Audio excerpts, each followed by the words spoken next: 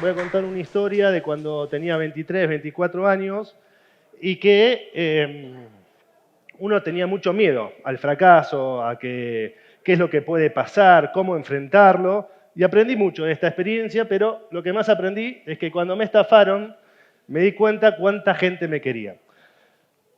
Voy por partes. Mi apellido, Dátola, es muy fuerte en la industria del audiovisual. Mi papá, hoy de 90 años, es el más conocido, digamos, en su momento, relator de fútbol de la década del 80-90, que se construyó su casa, para que dimensionemos lo conocido que era, a través del canje. Así que bueno, después viene mi hermano Daniel, reconocido periodista deportivo, que derivó en una especie de autor de obras de teatro, escribió La Lola, Ponía Franchella, Cebollitas, Midachi.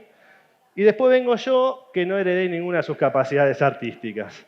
Me pueden decir periodista, lo único que sé es que ensobrado no soy. Y empiezo en 2010 a desarrollar mi propia agencia de publicidad, que la heredo de mi papá, y a impulsar Somos Pymes con el objetivo de hacerlo crecer y crear una gran comunidad pyme que hoy de a poquito lo empezamos a lograr.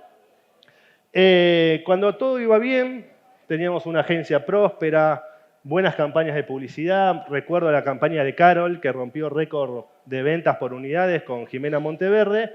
En 2013 empieza la osadía.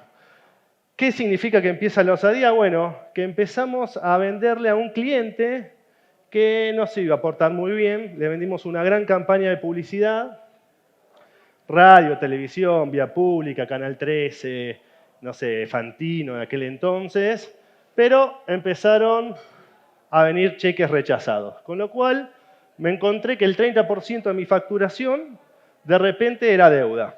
Una deuda bastante importante. Los primeros cheques vinieron rechazados por falta de fondos, los segundos empezaron a venir rechazados por extravíos. Con lo cual, cuando empezamos a enfrentar el tema legal, tuvimos 3 juicios, uno ejecutivo, uno legal y otro penal. Yo lloraba como la nena en ese momento. Fue terrible. Pero ¿qué pasó? Cuando me doy cuenta que me habían estafado, que venían los cheques rechazados, que no le podía hacer frente a eso, esos 3 meses siguientes hice absolutamente todo mal. ¿Qué significa hacer todo mal? Los proveedores me llamaban y no los atendía. Terrible. Los hacía juntar orina y me puteaban.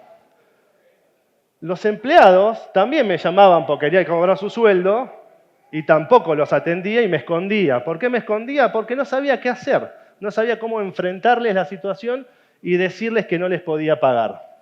Los cheques, como os decía antes, venían que había emitido, no los podía cubrir y llegaban todas las cartas de documento a la casa de mi mamá y de mi papá. Con lo cual, mi mamá y mi papá, llorando, me llamaban y decían, Cris, ¿qué está pasando? Y yo no les quería contar la verdad, porque me daba vergüenza decirles que estaba fracasando y que me habían estafado. Entonces, en ese momento tuve una genial idea. Hipotecar la casa de mis papás. A escondidas. ¿Qué hice? Fui a la casa de mi mamá y mi papá, mi mamá en toda su confianza, yo soy su último hijo, el más chico de todos los hermanos, y me decía dónde guardaba las cosas por si llegaba a pasar algo. Entonces pasó algo, pero no por ella, sino por mí. Agarré la hipoteca, me fui a una cueva, a una financiera trucha de Capital Federal, y fui e hipotequé la casa de mis viejos. Obviamente todo ilegal, no existía, yo no podía hipotecar la casa de ellos y yo no era ni siquiera el dueño, pero bueno, se aprovecharon de mi inocencia. Y a partir de ahí, todo empeoró. ¿Qué significa todo empeoró? No podía dormir por la cagada que me habían mandado, no solamente porque me habían estafado, sino porque había defraudado a mis viejos y había hipotecado la casa de ellos, y yo no sabía que no me podían hacer nada legalmente, pero dormía mal. Daba fechas de paga y no las cumplía, con lo cual era peor, porque los atendía y le decía, te voy a pagar el martes, y no tenía ni forma de pagarle el martes, con lo cual pasé de ser una víctima, de ser estafado, a ser un victimario, a mentir y convertirme de un mal pagador a ser un mentiroso. Y de a poquito me fui dando cuenta que todo iba de mal en peor. Pero lo peor de todo es que volví a vivir a la casa de mis viejos. ¿Por qué volví a vivir a la casa de mis viejos? No podía pagar el alquiler, no podía ni siquiera ir a ver a los clientes. Me acuerdo que tenía un cliente que estaba en zona norte, TSS, que le hacíamos las campañas y tenía que ir a verlo a la oficina y me salía, no sé, 2.000 pesos el peaje, 30.000 pesos de nafta y no tenía, le tenía que pedir plata a mi viejo.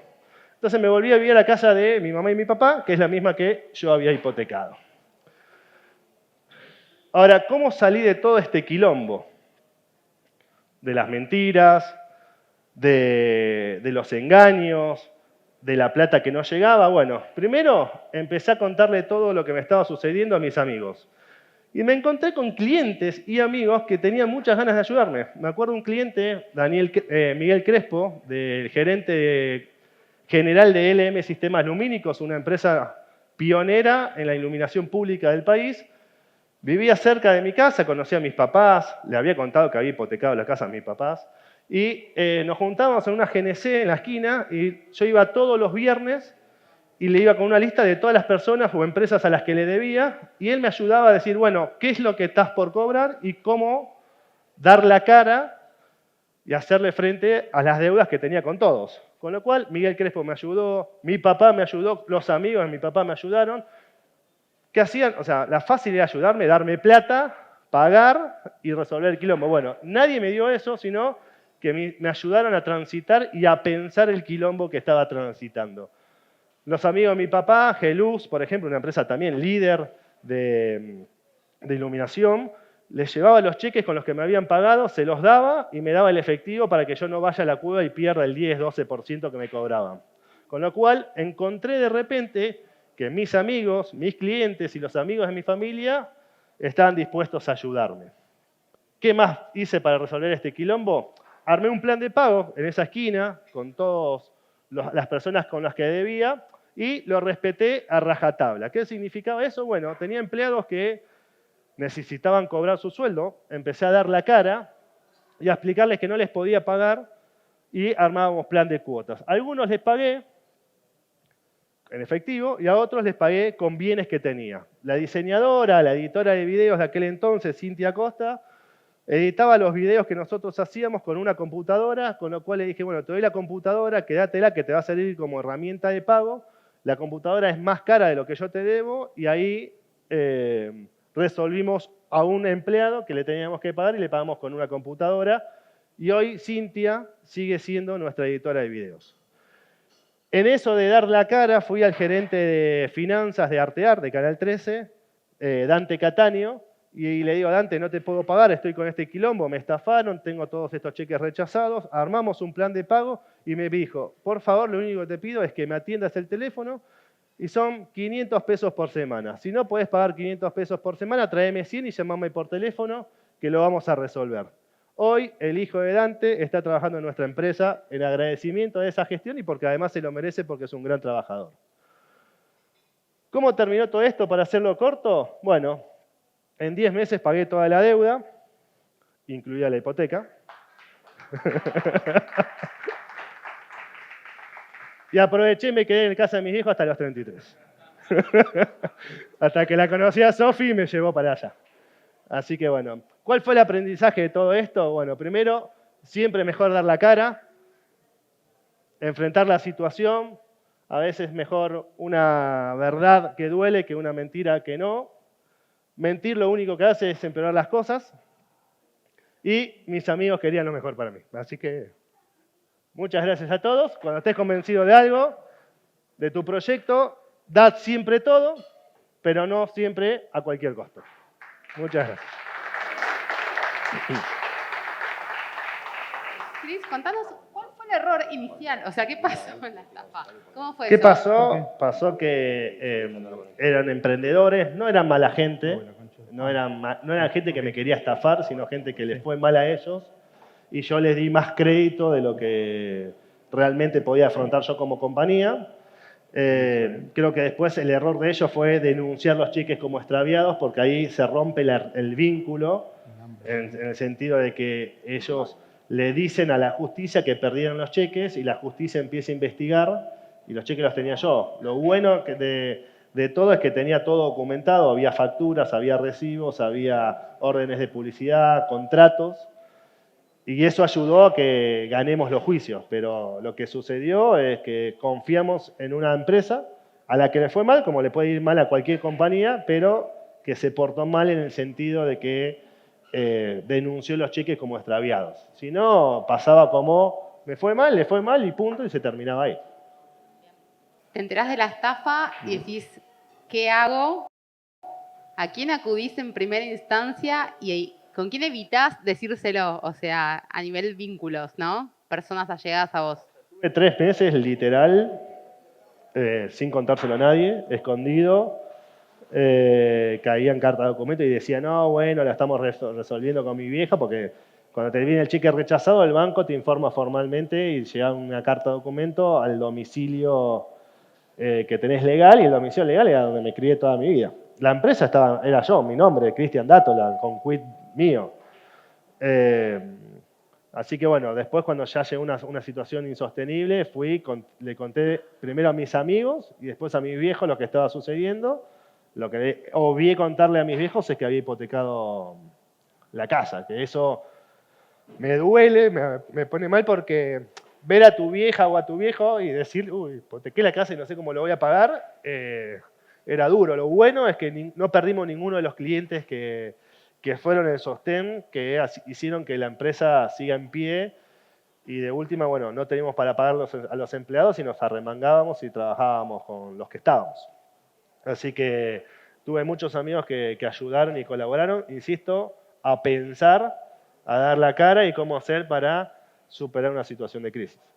Esos 3 meses que pasaste en silencio, digamos, ¿cómo los llevaste adelante? ¿Cómo los viviste? No, con mucho estrés, obvio, no podés dormir.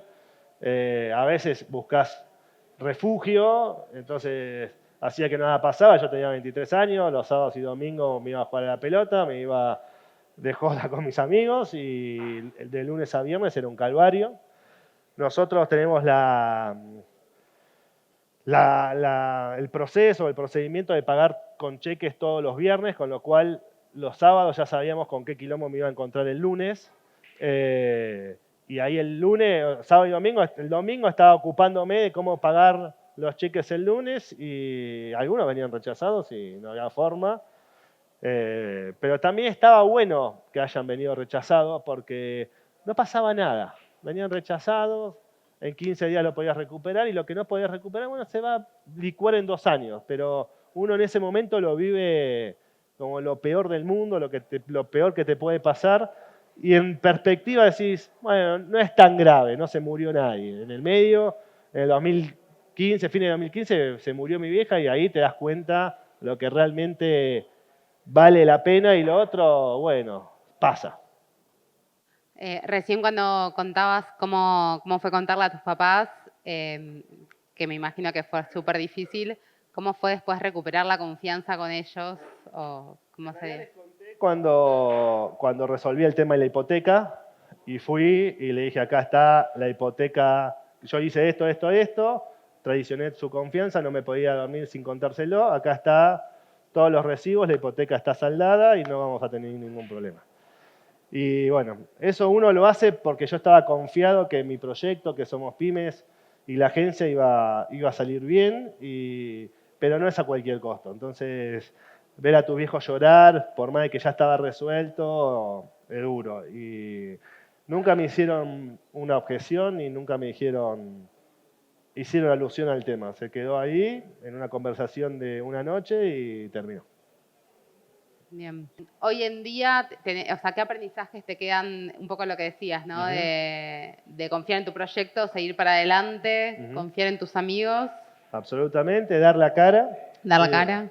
Si no podés pagar, Hernán, ¿cuántas veces me habrá corrido para pagarle los honorarios de algún speaker? Por lo menos le respondía. O sea, 1 o 2 días quizás de lo normal, que no contesto los mensajes, pero no porque no quiero pagar, sino que es mi cotidianeidad. Pero dar la cara se me complica y te van a entender. O sea, lo importante es, y de última te van a putear un rato, pero si no les atendés, los haces juntar orina y quedás como un mentiroso, y es peor quedar como un mentiroso que como una persona que no puede pagar.